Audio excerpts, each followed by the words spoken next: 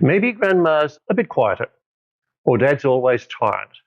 Is it just aging, or could there be something else going on? Chronic pain, loneliness, loss, physical decline can trigger depression, anxiety, and also cause caregiver stress. Changes are often subtle in seniors, like physical complaints, sleep, appetite changes, withdrawal, and early recognition can alter the outcome significantly. In this video, I will show you how to identify key signs of depression and anxiety in older adults, share practical first aid steps, and talk about protecting you, the caregiver, from burnout. As a paramedic, a large part of my work involves responding to elderly people in a time of crisis, and I do know that when their carer recognises what is happening and responds correctly before I arrive, it can make a very big difference to the outcome.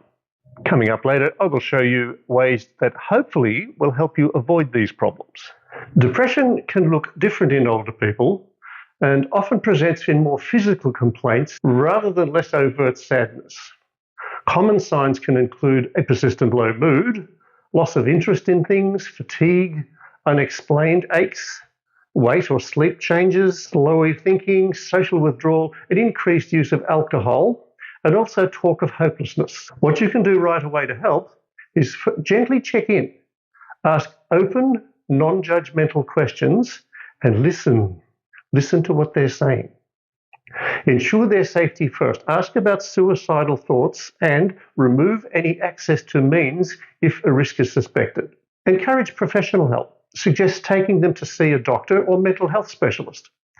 Mention medications and therapies are effective and assure them that depression is an illness, and like many illnesses, it can be cured or managed.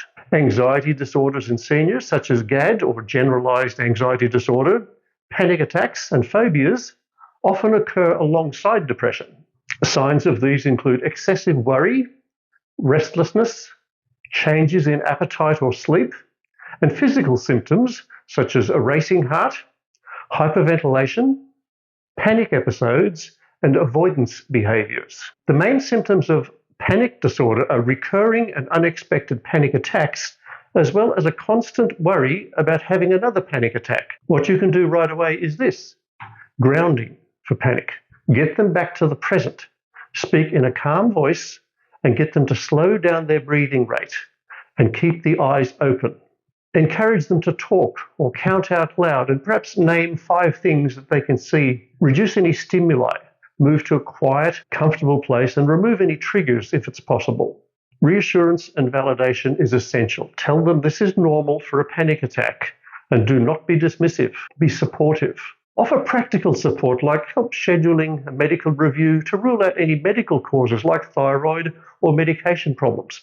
In the case of a severe panic attack with chest-like symptoms, it's usually a good idea to get an emergency evaluation. Coming up later, I'll share with you some preventative measures that will help you care for the elderly. Caregivers are vulnerable to burnout due to chronic stress, sleep disruption, role changes, isolation, and expectations of other people. Usually the caregiver is not a trained professional, but a family member trying to look after an increasingly more difficult situation with very high expectations from other family members. Caregiver burnout is a state of physical, emotional, and mental exhaustion caused by long-term stress from providing care to another person.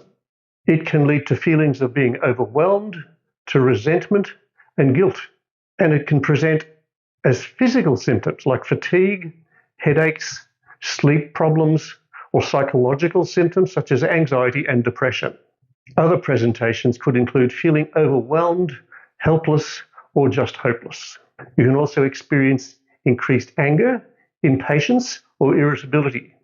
There's also often social withdrawal from friends and enjoyable activities, as well as changes to eating habits, frequent illness, headaches, and stomachache. So you can see there is a lot going on with caregiver burnout. Trouble concentrating or making decisions is also part of it, as well as increased use of alcohol or smoking and neglecting their own needs. In order to try to prevent and manage burnout, prioritize self-care and set boundaries. Learn to say no to unnecessary commitments and accept help from others, even in small tasks. Make time for enjoyable activities, get enough sleep, eat healthy meals, and engage in physical activity. Learn to practice relaxation techniques and build a social support network of family and friends and other loved ones. It's important to take care of your physical health. Be aware of how stress is affecting your body, such as increased risk of high blood pressure and heart disease. Red flags to be aware of include constant fatigue, resentment, and increased substance use. In summary, your key actions are for depression: gently check how the person is. Ask them, are you okay? How are you doing? Ask open, non-judgmental questions and listen actively. For anxiety, control breathing, remove any stimuli, and reassure and validate their concerns. For burnout, self-care, set boundaries and ask for and accept any help. Earlier I said I would share with you things you can do now to try to prevent a major problem from occurring.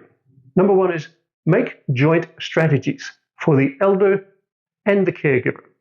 Create a safety and care plan together, which includes medications, emergency contacts, local resources, and make sure the carer's needs are included in the plan.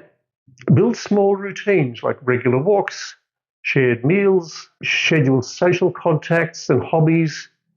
Hobbies may have to be adapted to suit the current ability, of course. Find out what community resources are available. Senior centres, volunteer visiting programs, crisis lines.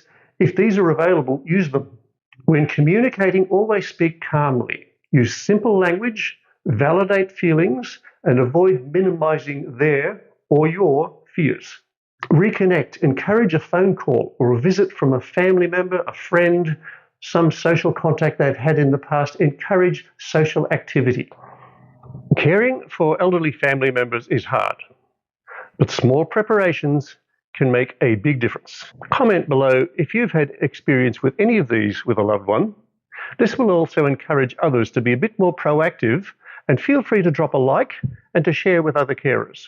Down below also, I have put links to videos which go into a bit more detail, also links to other useful things, and please feel free to sign up for my newsletter, which will keep you up to date with common concerns and responses. Thanks for your time. Stay safe and care for each other.